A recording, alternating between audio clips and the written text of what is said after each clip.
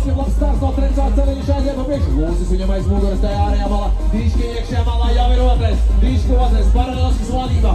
Strēlis pārējo malu iet garām Dīškam. Jau ir otrajā pozīcijā. Nu cīņa turpinās turpat arī Saulītis no ārējās malas. Iesaistās cīņā vēl.